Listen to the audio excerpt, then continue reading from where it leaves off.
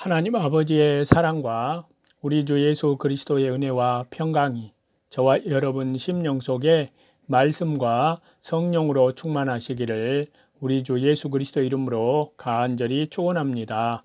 오늘은요, 구약성경 다니엘서 7장을 본문으로요, 내 짐승의 이상과 하나님 왕자와 주 예수님의 재림이라는 제목으로 하나님의 말씀을 받도록 하겠습니다.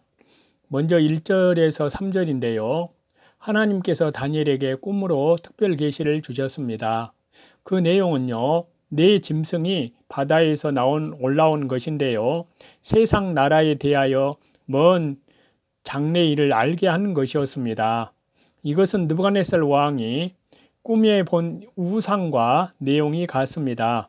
세상 나라가 믿지 않는 느부갓네살 왕을 볼 때 이상적인 사람으로 보였지만 하나님을 믿는 다니엘이 볼 때는 짐승으로 보였습니다.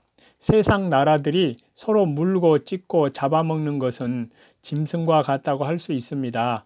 또 꿈으로 보여준 것은요, 세상 나라가 꿈과 같이 지나가는 것이기 때문입니다. 찬송가에도요, 꿈같이 헛된 일, 이 세상 일 취할 건 뭐냐 라고 하였는데요. 바람은 세력을 가리킵니다. 넷은 동서남북의 사방, 즉 전 세계를 가리키고요. 그러므로 바람은 전 세계의 세력들입니다. 바다는 세상을 가리킵니다. 큰 짐승은 세상 나라들을 말하는 것입니다. 4절에서 8절인데요. 먼저 이 내용을 역사적으로 먼저 해석을 해보면요. 첫째 짐승은 사자와 같은데 바벨론 제국을 상징합니다. 이 바벨론 제국은 BC 625년부터 BC 538년까지 약 87년간을 통치했던 제국입니다. 둘째 짐승은 곰과 같은 것인데요. 바로 메디아와 페르시아, BC 538년에서부터 BC 331년으로서요. 약 207년간을 통치했습니다. 셋째 짐승은 표범과 같은데요. 바로 알렉산더 제국, 헬라 제국이라고 하는데요. 주전 331년부터 주전 63년까지 약 268년간을 통치했던 제국입니다. 넷째 짐승은요, 10뿔을 가진 괴상한 짐승인데요. 바로 로마 제국을 일컫는 세력으로서요. 주전 63년에서부터 주후 476년, 약 539년간을 통치했던 바로 로마 제국을 말합니다. 이 짐승들은요, 다니엘서 2장에서 느부갓네살 왕이 꿈에 본 우상과 같은 내용입니다. 여기에 독수리의 날개, 독수리는 심판의 뜻이 있습니다. 이것은 바벨론 나라가 다른 나라를 많이 침략하고 모든 나라를 많이 점령하여 임의로 높이고 낮추어 천하를 호령하는 권세가 있는 것을 뜻합니다. 날개가 뽑혔고 그 권세가 없어질 것을 가리키는데요. 천하를 정복하고 호령하는 세력도 하나님께서 뽑히게 하시면 하루아침에 뽑히고 맙니다. 그러므로 세상 권세는 유한한 것이요, 없어질 것입니다. 그러므로 사람들이 이것을 얻으려고 피비린내 나는 투쟁을 얼마나 많이 하고 있습니까? 두 발로 서게 함을 입었으며, 이것은 바벨론의 느부갓네살 왕이 사람에게서 쫓겨나서 실각될 것을 가리키는데요. 바벨론 왕이 쫓겨나서 7대 7년 동안 짐승과 같은 생활을 하였습니다. 이것이 날개가 뽑힌 것이요, 앞발이 들린 것입니다. 사람의 마음을 받았으며 하나님을 찾고 사람의 본 위치에 거하게 될 것을 가리키는데요. 느부갓네살 왕이 교만하다가 하나님께 벌을 받았고 겸손하여 하나님을 찾게 되었을 때 사람의 마음을 받게 되었습니다. 왕이 하나님을 앙망할 때에 하나님을 발견하고 하나님이 홀로 모든 것을 주관하시는 것을 깨닫게 되었습니다. 하나님을 갈망하는 마음을 가진 것은요, 사람의 마음을 받은 상태입니다. 둘째 짐승은 곰과 같은 것인데요. 바로 메디아와 페르시아 제국을 가리킵니다. 이 짐승이 몸 한쪽을 들었다고 한 것은요. 메데 바사의 두 세력이 있었는데 한편은 약해져서 실각되게 될 것을 가리킵니다. 이 사이에는 새 갈빗대가 물렸는데 여기서 새 갈빗대는요. 메데 바사가 정복한 세 나라이고요. 바벨론, 애굽, 미디아를 말합니다. 많은 고기를 먹으라. 이 말은 많은 나라들을 침략하여 정복한다는 뜻입니다. 셋째 짐승은 표범과 같은 것이었는데요. 첫째 짐승에는 독수리 날개 같은 것이 있다고 하였지만 셋째 짐승에게는 새의 날개 넷이 있다고 하였습니다.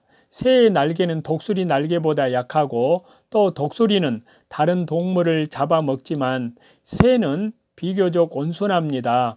그러므로 이 네 날개는요. 헬레니즘 문화의 헬라 제국의 문화주의적 성격을 상징한다고 할 수 있습니다. 그러나 헬라 제국은 표범처럼 급속히 빠른 속도로 발달한 나라이었습니다. 머리 넷이 있으며 알렉산더 대왕이 죽은 뒤에 네 사람, 즉 프톨레미우스, 안티오코누스, 카산더, 리시마크스 등이 나라를 다스리게 될 것을 의미합니다. 넷째 짐승은 로마 제국을 상징합니다. 로마 제국이 강력하게 여러 나라들을 침략하고 파괴할 것을 가리킵니다. 열 뿔은 로마가 멸망한 후에 그 나라가 열 나라로 나뉘게 될 것을 가리키는데요. 작은 뿔은 바로 교회를 핍박하는 적그리스도의 세력입니다. 작은 뿔 하나가 나와서 먼저 난 10뿔 중에 3개를 뽑아버렸습니다. 그러므로 남은 7뿔과 작은 뿔을 합하여 뿔이 8개가 되었는데요. 이것은 요한계시록 17장 11절에 나오는 8왕입니다. 8왕이 제일 악랄한 왕입니다. 여기까지는요, 역사적인 해석이라고 할 수 있는데요. 그러나 예언서 해석을 역사적으로만 그치면은 안 됩니다. 역사적인 뜻 외에 예언적인 뜻과 어느 시대에나 필요한 신령한 참 뜻이 있습니다. 이 성경이 가르치는 참 뜻은요, 세상을 주장하는 나라가 어느 때는 사자와 같은 종류의 나라, 어느 때는 곰과 같은 종류의 나라, 또 어느 때는 표범과 같은 종류의 나라가 나오고 어느 때는 무섭고 놀라운 모양을 가지고 나와서 다른 나라를 침략하고 파괴한다는 뜻입니다. 사자는 강하고 무서우며 곰은 미련하나 힘이 있습니다.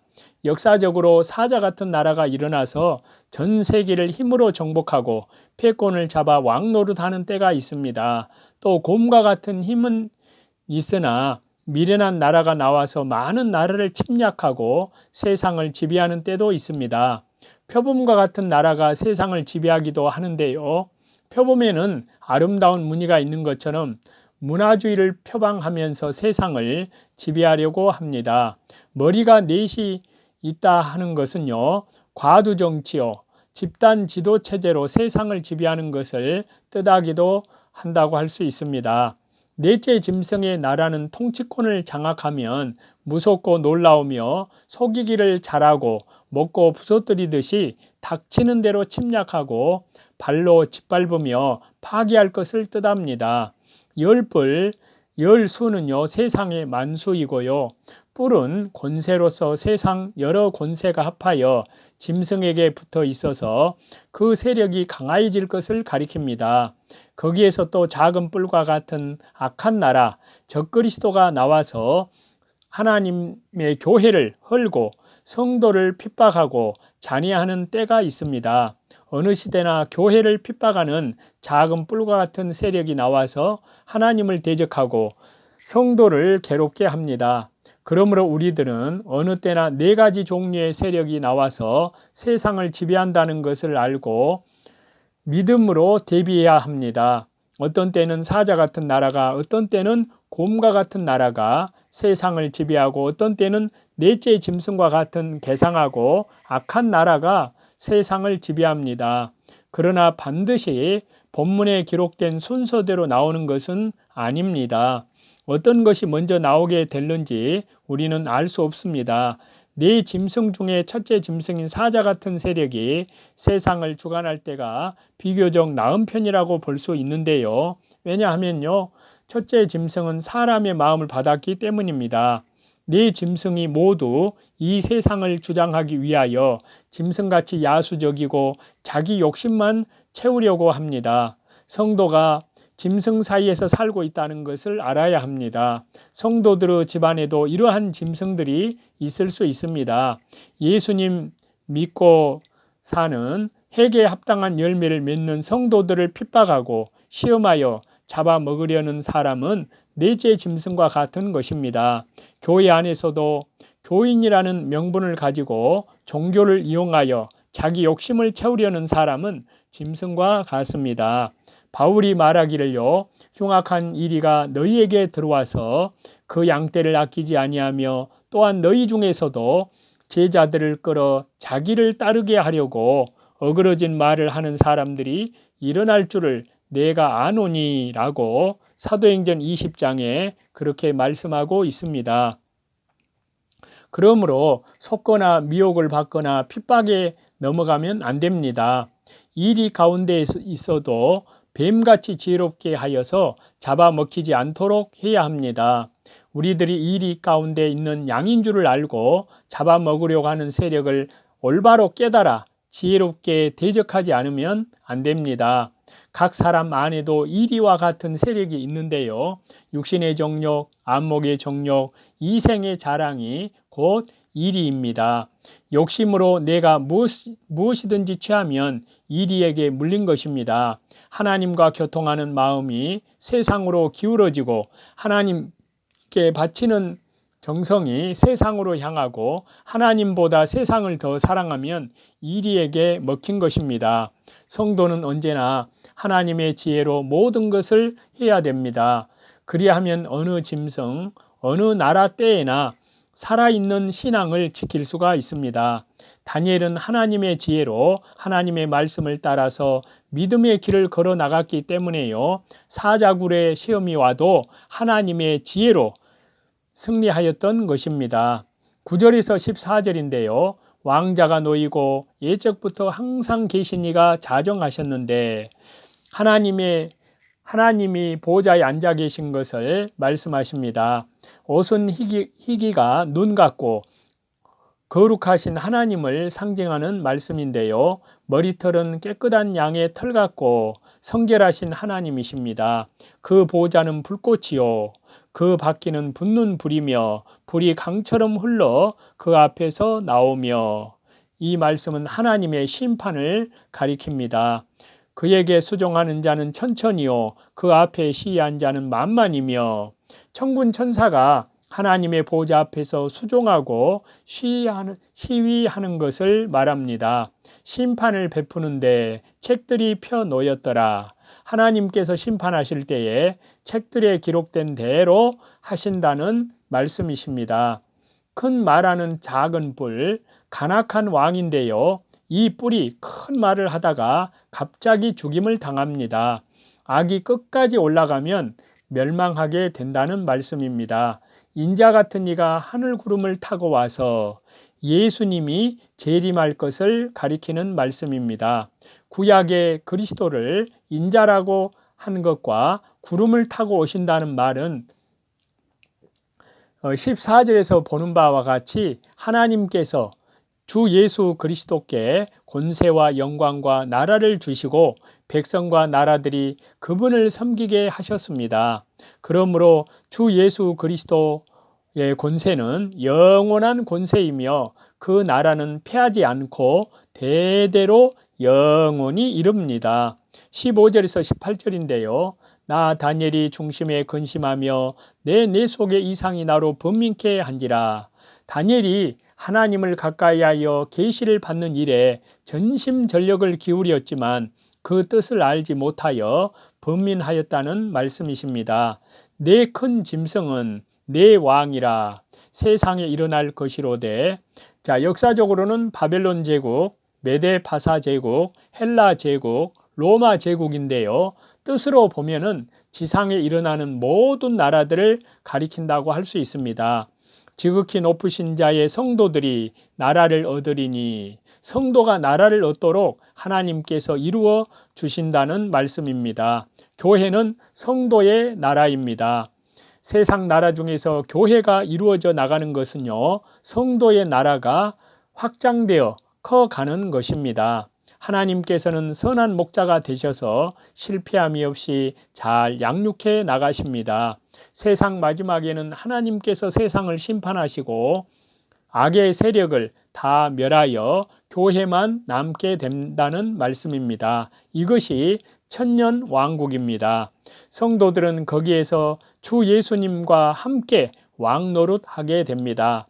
말씀 따라가는 것을 계속하고 빛 가운데로 나아가는 것을 계속한다면 하나님께서 기뻐하셔서 능력의 팔로 붙들어 주시고 더욱더 힘있게 하나님의 나라가 이루어 나가도록 하실 것입니다. 19절에서 28절인데요. 넷째 짐승의 시대가 되면 성도가 믿는 일 하기가, 신앙생활하기가 아주 힘들게 된다는 말씀입니다.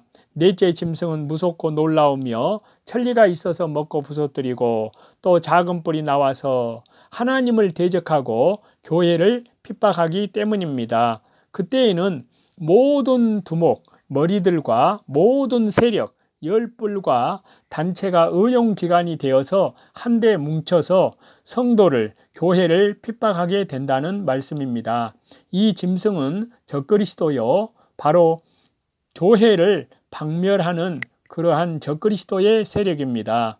이러한 세력이 과거에도 때때로 나타났고 세상 마지막, 지금 주 예수님의 재림이 가까이 온 예수 그리스도의 종말 재림 때에도 바로 지금 등장해 눈앞에 나타나 있습니다. 그 뿔에는 눈도 있고 눈은 지혜를 가리키고요. 이것은 인간의 지혜가 최고로 발달될 것을 말합니다. 큰 말하는 입도 있고 적그리스도가 참남된 말을 하면서요, 하나님을 대적하는 것을 가리킵니다. 이 작은 뿔은 하나님을 대적하는 세력이요, 적그리스도요, 바로 교회를 박멸하려는 그러한 적그리스도의 세력들입니다. 한 때와 두 때와 반 때, 이것은 7년 대환란의 절반, 전 3년 반을 가리킵니다. 이 기간 동안에 악한 자의 손에 성도들이 붙임받아서 괴로움을 당한다는 말씀입니다. 성도를 괴롭게 할 것이며 그가 또 때와 법을 변개코자 할 것이며 과거로부터 내려오는 정통의 이 말씀을 폐지하고 전혀 다른 불법을 만든다는 말씀입니다. 그리하여 인생관과 내세관과 모든 가치관이 달라지고 성도들이 큰 환난을 만나 성경을 볼 수도 없고 이제 교회에 모이지도 못하게 한다는 것입니다. 지금이 바로 그 형국이 저와 여러분 코앞에 닥쳤습니다. 그때에는 성경책을 사려고 하여도 사기가 어려워진다는 것입니다. 지금 현재도 러시아에서는 성경 한 권에 10만 원에서 20만 원, 300불 정도 한다고 하는데요. 그것도 구입하기가 아주 힘들다고 합니다. 예수 그리스도의 재림, 종말 때에는요, 성경을 배울래야 배울 수도 없고 또 예배당에 나갈 수도 없는 그러한 형국으로 되어 있습니다. 성경을 살 수 없어서 여호와 하나님의 말씀이 희귀해진다는 말씀입니다. 적그리스도가 악독하고 잔인하고 패역하여 유래를 찾아볼 수 없는 악한 방법으로 교회를 핍박하기 때문입니다. 성도들이 그의 손에 붙임 바 되어 한 때와 두 때와 반 때를 순환당하게 된다는 말씀입니다. 그러나 성도가 다니엘과 같은 믿음을 평소에 가지고 있으면 바벨론 시대에도 믿음을 지킬 수 있고 메데 바사 시대에도 넘어지지 않으며 마지막 우리 주 예수 그리스도의 정말 재림 때까지 예수님을 잘 따라갈 수 있습니다. 육신의 생명보다 말씀을 귀히 여기고 우상을 다 버리고 오직 하나님 한 분만 바라보고 날마다 걸어 나가는 사람이 되어야만 그 시험을 통과할 수 있습니다. 믿음의 실력이 있어야 마지막 대환란 때에 예수님이 재림하실 때까지 통과할 수 있습니다. 중간 시험을 자꾸 치루어서 합격하여야 마지막 시험도 합격할 수 있는 법입니다. 시험이 오지만 하나님께서 우리에게 감당할 만한 시험만 주시기 때문에 겁내지 말고 나가야 합니다. 주의 인도하심만 따라 나가면서 옳다 옳다 아니라 아니라 하면서 신앙 양심을 써서 말씀을 순종하고 나아가면 시험을 주 예수 그리스도의 믿음으로 승리함으로 통과할 수 있습니다. 하나님이 시대를 따라서 크고 작은 시험을 성도에게 주시는 것은 성도를 연단시켜서 성화 구원을 이루어서 그리스도의 장성한 믿음에 분량한 자로 만들고 또 영광스러운 그리스도의 신부로 만들어서 하나님 나라 본국에서 영원히 같이 살려는 것입니다. 그러므로 시험이 올 때 성도가 그 시험에 빠져서 믿음을 지키지 못하면 주님께서 대단히 섭섭해 하십니다. 아무리 큰 시험이 와도 죽도록 충성하여 말씀을 붙들고 욕하면 먹자, 때리면 맞자, 죽이면 죽자 하고 나아가면 아무도 성도의 믿음을 빼앗을 수 없을 것입니다. 아무리 무섭다 해도 죽음보다 더 무서운 것은 없습니다. 성도가 목숨을 내놓고 나가는 데야 무엇인들 무섭겠습니까? 말씀을 따라가다가 살면 하나님께 영광을 돌리며 성화 구원을 이루어 나가고 하나님의 일을 더 하게 되니 좋고, 죽으면 순교자의 반열에 참여하여 더 큰 상급을 받게 되기 때문에 더욱 좋습니다. 그러므로 믿음을 지키면 살아도 좋고 죽으면 더 좋습니다. 왜냐하면요, 부활의 영광이 있기 때문입니다. 그러한 믿음으로 저와 여러분이 주 예수님 재림하실 때까지 성장해 나아가는 그러한 저와 여러분이 다 되시기를 다시 재림하실 우리 주 예수 그리스도 이름으로 간절히 축원합니다.